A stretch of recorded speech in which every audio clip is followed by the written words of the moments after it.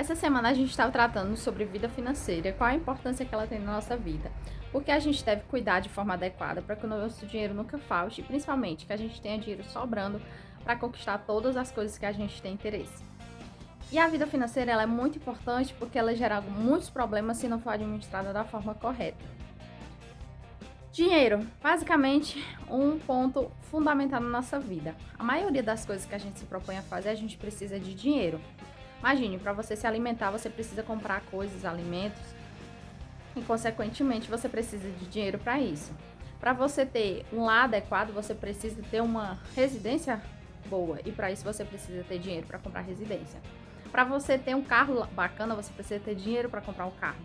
Então, a maioria das coisas que você quer usufruir, você vai precisar de algum dinheiro para adquirir esse bem.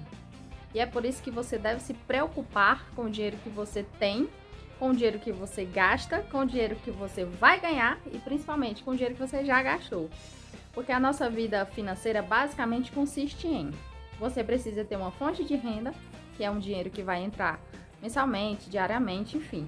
Depende de como você adquire. Se você, por exemplo, trabalhar em uma empresa, é bem provável que você receba mensal ou quinzenal alguma quantia correspondente ao seu trabalho durante aquele período. Porém, se você trabalhar por conta própria, você talvez tenha vendas diárias, onde você vai ganhar esse valor, né? Ou então você vai adquirir ele através, por exemplo, de crédito que você recebe daqui a 30 dias. Então, tudo depende da forma como você vai ganhar esse dinheiro. Mas o dinheiro é essa receita que você recebe. E depois você vai gastar esse dinheiro. Aí, como você gasta, é um outro ponto. Por exemplo, se você tem uma moradia, bem provável que você vai gastar com alimentação, com água, com energia, com internet, com várias coisas que podem onerar esse dinheiro que você recebeu, que são as contas mensais ou semanais, dependendo de como você se organiza para ter essas contas. Você precisa ter cuidado, porque a maioria das pessoas aqui no Brasil, elas são endividadas porque elas não sabem cuidar com o dinheiro que elas recebem. Atualmente, eu acredito que mais ou menos há uns 10 anos atrás, que quando começou o boom, né, das redes sociais e tudo mais, alguns canais, né, de finanças, eles começaram a ensinar um pouco sobre isso, de como a gente deveria fazer para ter um rendimento, de pontos que a gente poderia fazer para conseguir ter uma rentabilidade maior do nosso dinheiro do que, por exemplo, a poupança, que paga bem menos, né? Geralmente ela paga 0,5%. E em alguns momentos que a Selic está muito baixa, ela paga ainda menos. Então, alguns youtubers, né, eles conseguiram ajudar a gente dessa forma. Eu fui uma pessoa que consegui estudar um pouquinho sobre isso, né, e eu comecei lá naquela época. E eu gosto muito, é um assunto que eu gosto bastante. E é finanças, que é essa parte de economizar realmente, eu acho que isso faz toda a diferença no futuro, né, que você queira ter.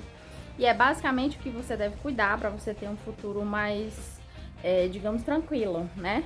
Se bem que eu não sei se dá pra gente pensar numa tranquilidade, porque tudo pode mudar a qualquer momento. Mas, você se preparando, você vai estar à frente, digamos assim, né, de um possível problema que você talvez não tenha um dinheiro suficiente.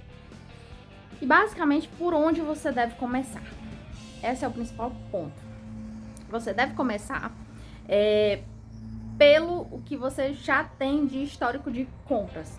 Então, por exemplo, se você deve fazer tem um caderninho na sua casa, ou um bloco de notas, você pega isso aí e você vai colocar os gastos fixos, que é basicamente o que você consome, já é fixo e é uma dívida que você já tem. Você tem certeza que vai ter aquela dívida. Então, imagine, por exemplo, energia. Digamos que todo mês quase você gaste R$200, 250. Então é um gasto fixo. Você já sabe que todo mês você vai pagar energia. Aí você coloca internet. Eu tenho um valor X de internet todo mês. Digamos que seja R$100. Todo mês eu pago R$100 de internet. Aí você tem um valor de, por exemplo, se você mora em condomínio, você tem uma taxa de condomínio para pagar todo mês. Você tem IPTU, né, provavelmente, da sua casa. Você tem algumas taxas extras que podem variar de prefeituras para prefeituras. E basicamente, vamos para o segundo ponto, que é a alimentação. E aí você coloca por segmento. Por exemplo, geralmente essa questão das taxas que são mais fixas, você consegue ter um um valor aproximado do que você paga. Se você olhar, por exemplo, o histórico geralmente de energia, você consome mais ou menos a mesma quantia. Varia alguns reaisinhos, tipo R$ 5, R$ 6, mas é coisa pouca. Se você olhar, geralmente você tende a ter um consumo linear, a não ser que você tenha feito algo bem diferente.